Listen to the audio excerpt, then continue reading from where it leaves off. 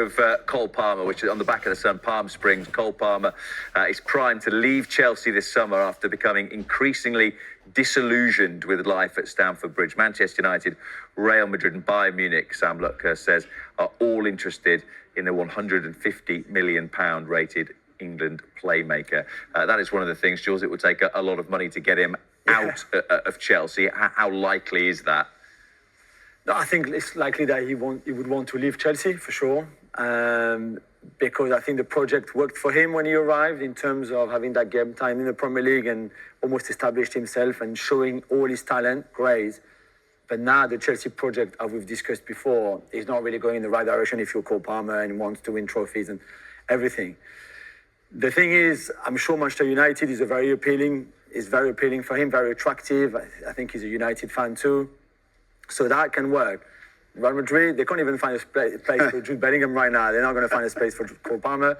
And the same could be said about Bayern Munich, who have Musiala as a 10 to start with. Gnabry can play as a 10.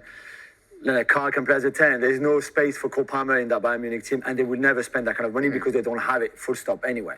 So I think there might be teams that like him, for sure, managers who would fancy him, but financially, there's not many clubs who can sign him. And I'm not even sure Manchester United can spend 150 million on him in the summer anyway. So that might be the best answer of what's next for Cole Palmer, because I think if that's the price, there's nobody right now who will sign him.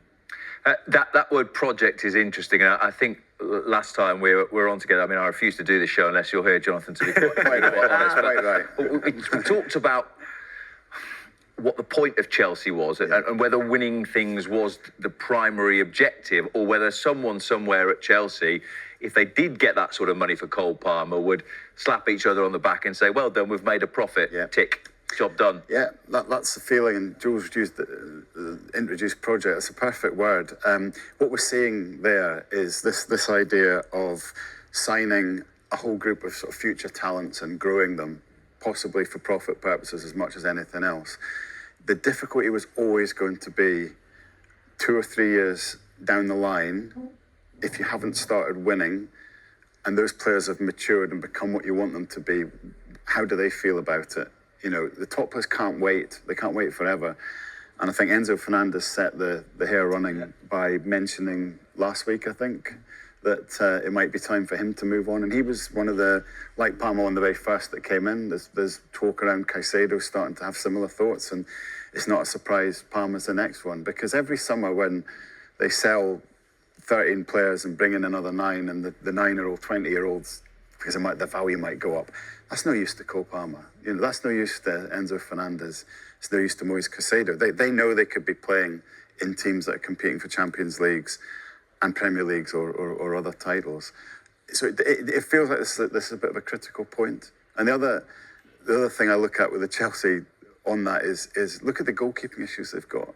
One of the issues they've got is that they haven't signed proper top-class goalkeepers because they've been focused on the high ticket value items. If you sign a young midfielder, and he's good, you can get a lot of money for them. The goalkeeper market isn't that great, so it seems that there's even business thinking hampering the team there.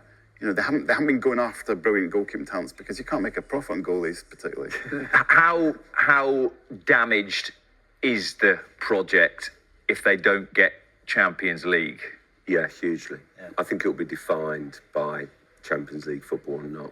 Let's be clear. I think that basically probably 5th place gets you in.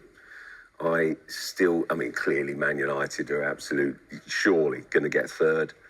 I think then Liverpool would be my bet, I think, basically for 4th. Then I think that, Villa obviously in the mix, and then you've got Chelsea, and I think it will come down to that. And I think, Liam Rosenior is going to be judged on whether he gets, he knows that, basically. He's been given a 6-year contract, but he knows that ultimately he's going to be judged on basically whether he guides this squad, which absolutely should be top 5 and getting in Champions League. Because when you have the talent of players like Palmer, like Caicedo, absolute leaders in their field, then basically you absolutely should be in the Champions League places and playing Champions League football. That's the expectation it's obvious to me. And I do feel whether or not these players have kind of 7-8 year contracts and however many years left, you will see a push from these players if they don't make Champions League football next season. It's all well and good to kind of tie them down to these longer term sort of, better earnings in the long term contracts and that vision. But I'm sorry, top players like Cole Palmer want to be playing Champions League football. You can't not be to progress. It makes such a difference in terms of performance level, expectation, your own kind of career ambitions, England chances.